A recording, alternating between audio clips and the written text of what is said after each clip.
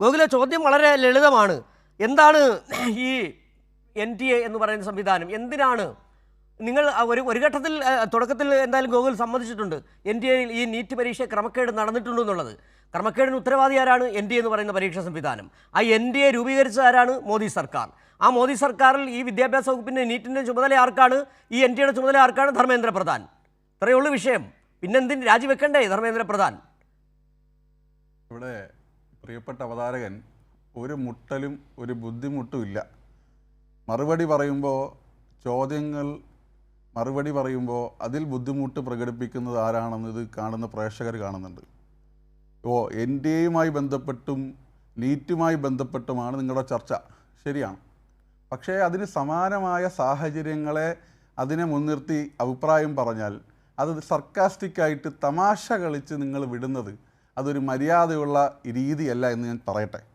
ഇവിടെ നമ്മൾ ഈ വിഷയങ്ങളുമായി ബന്ധപ്പെട്ട് എല്ലാ കാര്യങ്ങളിലും കൃത്യമായ മറുപടി കേന്ദ്ര സർക്കാർ പറഞ്ഞു കഴിഞ്ഞു. എന്താ മറുപടി? ഞാൻ നേരത്തെ തുടക്കത്തിൽ സൂചിപ്പിച്ചതുപോലെ രാജ്യത്തിൻ്റെ പ്രധാനമന്ത്രി ഈ രാജ്യത്തോട് കൃത്യമായി വന്ന് പറയുകയല്ലേ, പ്രതിസന്ധി ഉണ്ടായിട്ടുണ്ട്, പിശകുകൾ ഉണ്ടായിട്ടുണ്ട്, അത് പരിഹരിക്കപ്പെടും. നിലവിൽ അതിന് പരിഹാര മാർഗങ്ങൾ തേടുകയാണ്. കേന്ദ്ര ക്യാബിനറ്റ് അത് ചേരും. ക്യാബിനറ്റ് ചേർന്ന് നിലവിൽ ഇതിൽ ആത്മഹൂതി നടത്തേണ്ടി വന്ന വിദ്യാർത്ഥികൾ, ഇതിൽ പ്രതിസന്ധിയിലായി ആകപ്പെട്ട വിദ്യാർത്ഥികൾ, അവർക്കുള്ള പരിഹാരത്തിൻ്റെ കൃത്യമായിട്ടുള്ളൊരു പാക്കേജ് കേന്ദ്ര സർക്കാർ പ്രഖ്യാപിക്കുമെന്ന് ഈ രാജ്യത്തെ പ്രധാനമന്ത്രി പറഞ്ഞു കഴിഞ്ഞു. അതുപോലെ തന്നെ പക്ഷേ ഇവിടെ നമ്മൾ സംസ്ഥാനത്ത് കേരളത്തിൽ നടക്കുന്ന സമരങ്ങളെക്കുറിച്ചും ഇവിടുത്തെ കാര്യങ്ങളെക്കുറിച്ചും പറയേണ്ടി വരുന്നത് ഈ പറയുന്ന ഇടത് സംവിധാനങ്ങൾ ഏറ്റവും കൂടുതലുള്ളതും തൊട്ട് കഴിഞ്ഞ മാസങ്ങൾ വരെ ഇവിടെ അധികാരത്തിൽ ഇവരിരുന്നതും കേരളത്തിലായതുകൊണ്ടാണ്. പ്രിയപ്പെട്ട അവതാരകൻ, മറ്റ് സംസ്ഥാനങ്ങളിലൊക്കെ ഇവരുണ്ടായിരുന്നെങ്കിൽ നിങ്ങൾക്ക് BJPയെ കുറ്റം പറയുന്നത് പോലെ സംസ്ഥാന വ്യാപകമായി രാജ്യവ്യാപകമായി എനിക്കും നിങ്ങളെ കുറ്റം പറയാമായിരുന്നു എന്നുള്ളൊരു ആഗ്രഹം കൂടി ഞാൻ പറയുകയാണ്. ഇവിടെ SFIയുടെ പ്രതിനിധി കൃത്യമായിട്ട് നിങ്ങളുടെ അഭിപ്രായങ്ങൾ പറയുന്നുണ്ട്. ഞാനും ഇവിടെ ഇപ്പോൾ ഈ സ്റ്റുഡിയോ ഫ്ലോറിലേക്ക് എത്തുന്നത് PSCയുമായി ബന്ധപ്പെട്ട് വലിയൊരു സമരം യുവമോർച്ചയുടെ ജനറൽ സെക്രട്ടറി എന്ന രീതിയിൽ നേതൃത്വം കൊടുത്തിട്ടാണ്. ആ സമരത്തിൽ കൃത്യമായി യുവമോർച്ച മുന്നോട്ട് വെച്ച BJP മുന്നോട്ട് വെച്ച കാര്യങ്ങൾ ഈ പറയുന്ന നിങ്ങളുടെ ഡൽഹി സമരം, ഈ ഡൽഹി സമരത്തിൽ അവർ രാജ്യവ്യാപകമായി ഉന്നയിക്കുന്ന നീറ്റുമായി ബന്ധപ്പെട്ട വിഷയങ്ങളെ അതിന് സമാനമായ വിഷയങ്ങൾ PSCയുമായി ബന്ധപ്പെട്ട് നിലനിൽക്കുമ്പോൾ അതിനെ മുൻനിർത്തിയാണ് നമ്മൾ സമരം നടത്തുന്നത്. എല്ലാം ശരി. പക്ഷേ ഇവിടെ നിങ്ങൾ എന്താ പറയുന്നത്? ഈ നീറ്റ് ആണോ ഇപ്പോൾ ആ സമരത്തിൻ്റെ വിഷയം? എങ്ങനെ 370-ാം വകുപ്പ് എടുത്തു കളയുന്നത് ഇതുമായി ബന്ധപ്പെട്ട സമരത്തിൻ്റെ വിഷയമായി വരുന്നു?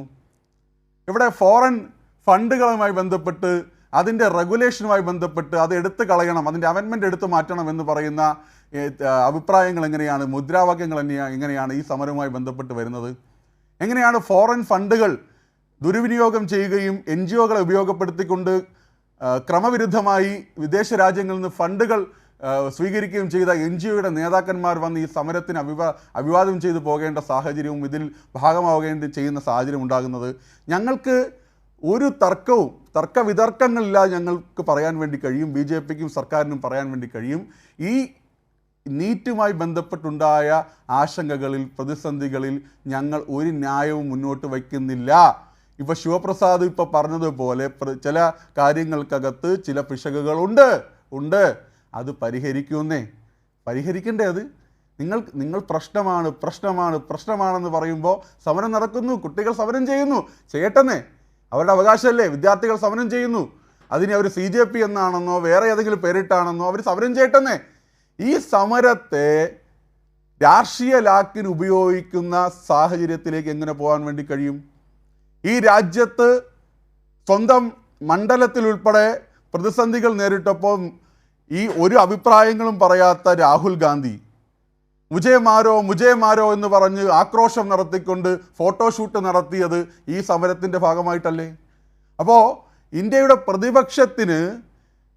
ഇടതുപക്ഷത്തിന് അല്ലെങ്കിൽ കോൺഗ്രസ്സിന് വീണ് കിട്ടിയ ഒരു അവസരം, ഈ കുട്ടികൾക്ക് സർക്കാർ സ്വാഭാവികമായിട്ടും നീതിയുക്തമായി ചെയ്തു കൊടുക്കാനിരിക്കുന്ന കാര്യങ്ങൾ അത് തങ്ങളുടെ സമരത്തിൻ്റെ ഭാഗമായി കിട്ടിയതാണെന്ന് മേനി നടിക്കാനുള്ള ഒരു നുഴഞ്ഞുകയറ്റമാണ് ഈ രാജ്യത്തെ രാഷ്ട്രീയക്കാർ നടത്തുന്നത്.